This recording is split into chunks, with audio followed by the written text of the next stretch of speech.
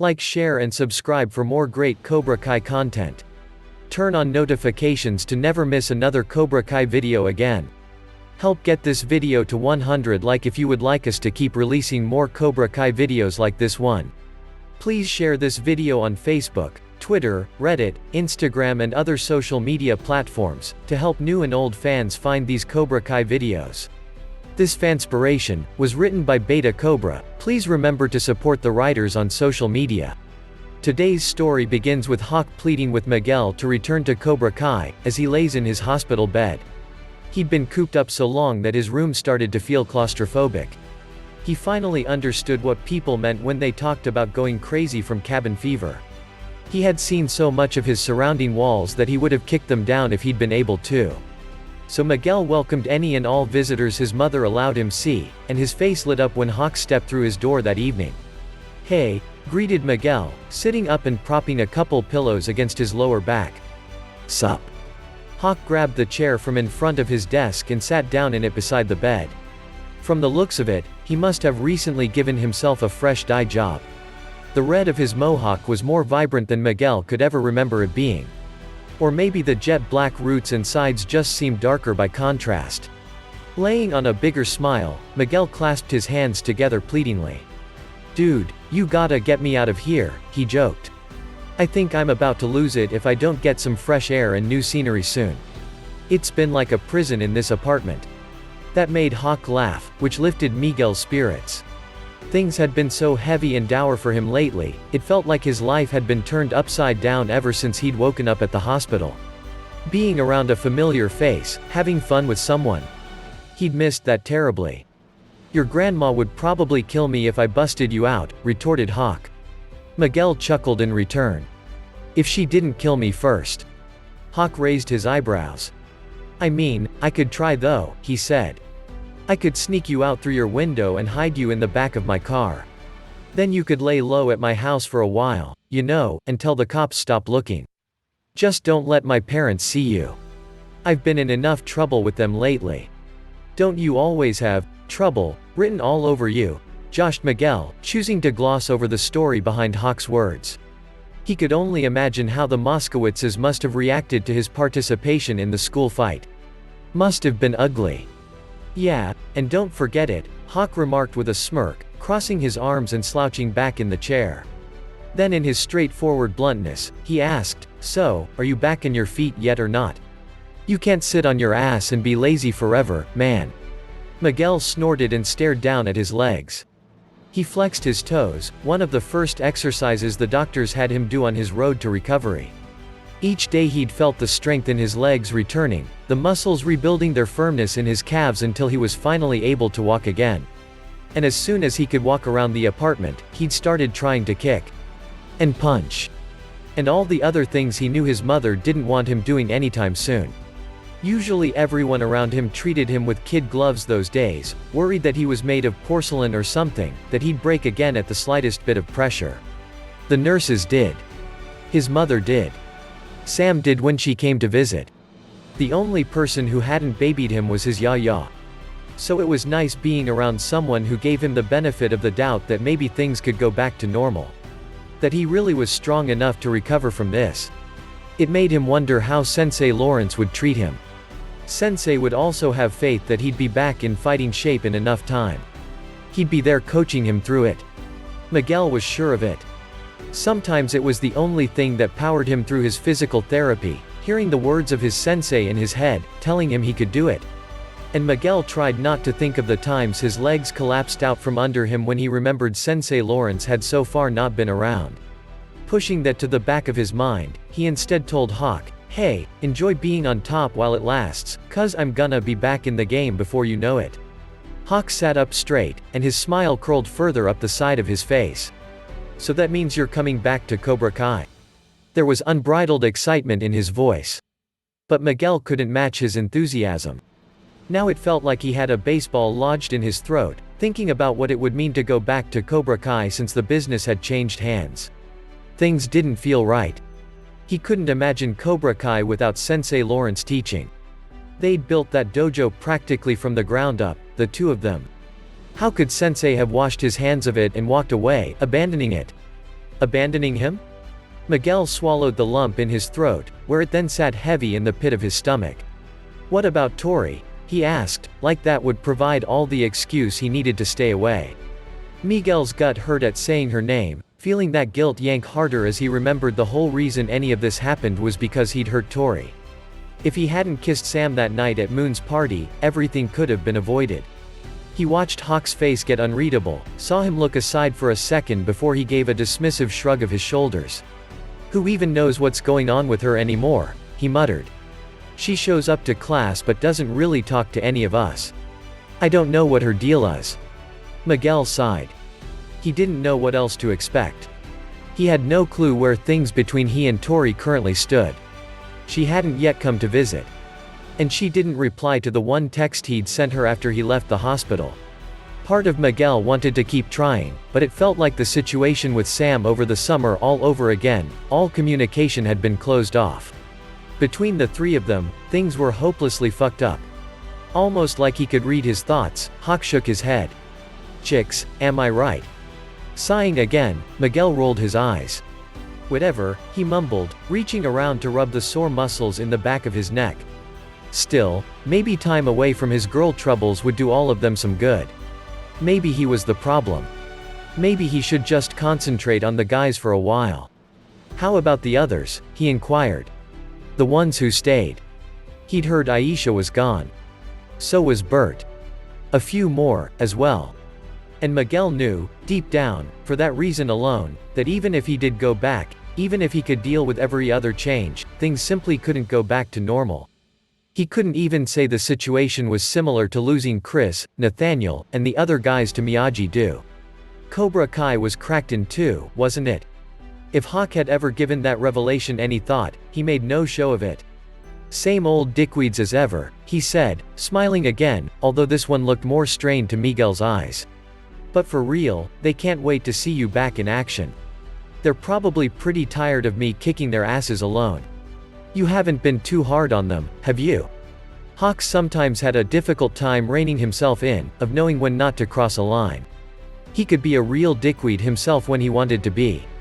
Miguel watched Hawk's smile ebb at the corners of his mouth. Sensei Kreese told me to keep them in line. You know, to toughen them up. We're at war, man. We can't lose anymore. Arching a skeptical eyebrow, Miguel prodded, what do you mean? What war? Wasn't Robbie serving out a sentence in juvie? Hadn't Sam told him her father had officially closed Miyagi-Do when she came to visit? Who was there left to fight? Hawk opened and closed his mouth twice, like he didn't know how to properly explain himself. So he shrugged in lieu of finding the right words. Sensei Kreese can explain it better. Miguel didn't like that answer, but chose to let it go for the time being. Have you heard anything from Sensei Lawrence? He asked, sounding shamefully like a plea. Hawk's brows knitted to the bridge of his nose. No. Miguel looked down, and tried not to show hurt in his features. But Hawk must have seen something on his face, because he remarked, doesn't he still live across from you guys? Hasn't he visited? Miguel hesitated to answer, but then shook his head. No. Not one visit. And being confronted with that fact forced the answer to the question of why Sensei Lawrence had abandoned him to the forefront of his mind, because his mother had forced him to, because she blamed him for what happened. Surely Sensei Lawrence would be here if he could. But he couldn't. Looking up, Miguel caught the way Hawk's mouth opened to say something. He cut him off. Do you really like how Sensei Kreese runs class? Asked Miguel, shifting uncomfortably on the bed. Seeing Hawk's face pinch harder, he added, I get that he was Sensei's sensei and all, but, I mean, I can't imagine things can be all that fun if he's in charge. At least Sensei Lawrence sometimes let them kid around. At least he knew when not to be such a hardass, even if he needed the occasional reminder. But Sensei Kreese? Sensei Kreese puts us through the ringer, but it's only because he knows we can take it, Hawk tried explaining. Well, maybe the others always can't, but I can. And once you get back in shape, I know you can, too. It's really not that different from the way things used to be there, like before the tournament, with training in the junkyard and everything. And you remember when Sensei Kreese trained us for Coyote Creek? Miguel swallowed again.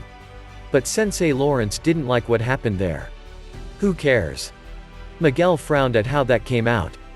Hawk pressed his mouth in a thin line, and he glanced down to where his hands gripped his knees, like he'd been caught being dishonest. Both of them realized the dangerous territory they were in, and neither were looking for a fight. The muscles in Miguel's shoulders all tensed at once so sharply that it sent an ache straight to his spine, making him wince. He had to take a deep breath and release it slowly, reminding himself to relax. "You okay?" asked Hawk, uncurling his fists from his knees and leaning forward, ready to help. Miguel nodded and readjusted the pillow behind his back. "Yeah." It hurt bad for another moment before he felt some relief. He was probably overdue for his pain medication. Getting riled up over things at Cobra Kai probably weren't helping him any. His mother would be mad if she knew he was stressing himself out, especially over karate. Over sensei. A small smirk found itself back on Hawk's face. He reached out and bumped Miguel across the shoulder with his fist. "Oh, I get it. You're trying to get me to lower my guard so I get off your case about you getting your ass in gear and back over to Cobra Kai. Well, it's not gonna work. I guess I can cut you a little more slack, though. I mean, if you really need it." "How merciful of you," Miguel joked dryly, glad the tension between them from before had dropped. He caught the mistake in his wording, however, when he saw Hawk's smile twitch. He hadn't meant it to come out that way. Just a bit of gallows humor, was all. He'd earned that after what he'd been through, right? But even then, was he wrong? Where was mercy to be found in Sensei Kreese's Cobra Kai? Wasn't that the biggest reason Sensei Lawrence kicked him out? Miguel shook his head, trying to put those reservations behind him. Hawk had come to visit him, he could at least not throw shade and start an argument. After all, it certainly wasn't Hawk's fault his spine had been broken. It wasn't Hawk's fault he'd shown mercy to Robbie Keane, and gotten kicked off the stairs for his trouble. He got pulled from those awful thoughts when Hawk stood up from his chair. Just give it some thought. Come to practice when you can and see for yourself. Things are going great, Hawk stressed. Miguel watched the hard crease between his brows soften, like a thin crack in a mask. But it hasn't been the same without you around.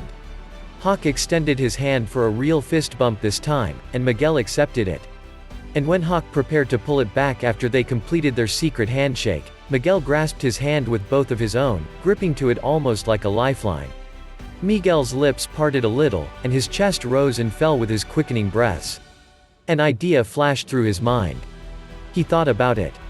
He wanted to act on it. All of the previous hurt and isolation and loneliness he'd endured over the past couple of months beckoned him to take a risk. Hawk's eyes lingered on him for a few seconds before dropping down to their clasped hands. He then licked his bottom lip and glanced at Miguel again. Like he expected him to do something. Miguel could have sworn he saw a feeling similar to his own reflected in his friend's face. The same feeling of loneliness. But Miguel realized he waited too long to make his move, because Hawk just squeezed his hand again before pulling his own out. "Sorry, I gotta head home. Some of us don't get to completely skip on homework." Miguel wondered if that was true, or if he was bailing out now that things had gotten weird. Sure, he muttered, shaking himself back to the present. He was surprised, however, to have a bit of trouble catching his breath. And it wasn't from his injuries this time, he was sure. Recovering, he grinned and retorted, "Hey, if you wanna switch places, I'm down for that. But just so you know, I've got, like, a mountain of schoolwork I have to catch up on." "Hey," Hawk chuckled under his breath, returning the chair to Miguel's desk. "Actually, maybe just one chapter of chemistry's not that bad after all." Shrugging, Miguel threw his hands up. "All right, if you say so, but the offer still stands whenever you want it. By the way, that includes having to deal with the nurse from hell at physical therapy. The day he took his final session with Nurse Ratched would be the day worth celebrating." "Fuck that noise," laughed Hawk. The joy left his eyes though as they swept down Miguel's legs, as if seeing really for the first time that evening that he still had quite the road to recovery ahead of him. However, rather than making some pitying remark, which Miguel couldn't have stood to hear from him, he jutted out his chin and called out, "All right, later. I'll text you tonight." And that's it. Did you enjoy this fanspiration? Let us know what you think in the comments. Help get this video to 100 likes if you would like us to keep releasing more Cobra Kai videos like this one. Don't forget to subscribe, and turn on notifications to never miss another Cobra Kai video again. Please share this video on Facebook, Twitter, Reddit, Instagram and other social media platforms, to help new and old fans find these Cobra Kai videos. And we'll catch you in the next one. Peace.